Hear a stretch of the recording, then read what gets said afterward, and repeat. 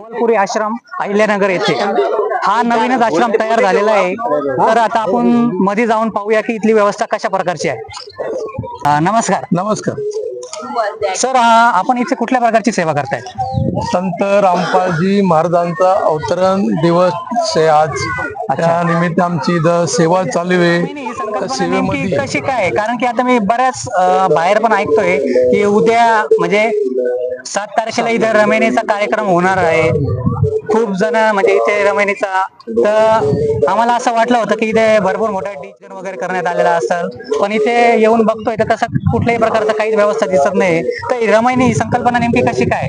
रमणी संकल्पना कसे जी 17 मिनिटांमध्ये गुरुजींची वाणी राहील राहणार आहे। त्याच्यामध्ये सगळं देवी देवता वगैरेची स्तुती होणार त्याच्यामध्ये। म्हणजे इथे ब्राह्मण मंत्र वगैरे काही ब्राह्मण नाही, मंत्र नाही, काही नाही, लेणं नाही, देणं नाही, कपडा नाही, सोना नाही। म्हणजे माळी वगैरे जसं आपण बघू राहिलेलं आहे, एकमेकांच्या माळी वगैरे घालताय, ते कुठल्याही प्रकारची इथे विधी वगैरे होणार नाही? नाही, बाकीचा काही विधी वगैरे काही होणार नाही। 17 मिनिटाची गुरुवाणी मध्ये रमणी त्याला होणार। त्याच्यामध्ये तुम्ही किती पण आले नाही तर त्यांना भंडारा बी फ्री मध्ये राहणार। त्यांना इथं त्यांना 1 रुपये पण खर्च येणार नाही, काही नाही। अच्छा, आणि तसेच असं ऐकण्यात आलेलं आहे की जे संत रामपालजी महाराजांचे उपदेश घेतात ते कुठल्याही प्रकारचा हुंडा घेत नाही किंवा देत पण नाही, हे कितपर्यंत खरं आहे? एकदम बरोबर आहे। त्याच्यामध्ये हुंडा घ्यायचा नाही, द्यायचा नाही, कपडे लटते सोने वगैरे देणं नाही, काही नाही।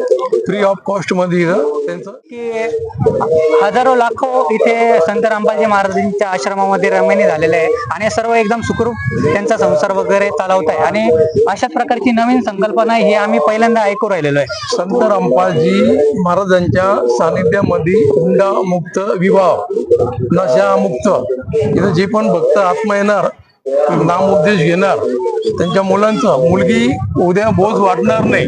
अच्छा, तर हुंडा मुक्त रमणी त्यांची होणार, नशामुक्त होणार, नाम दीक्षा भेटणार, सामाजिक कार्य, रक्तदान होणार, सगळी सुविधा इथं फ्री मध्ये मिळणार।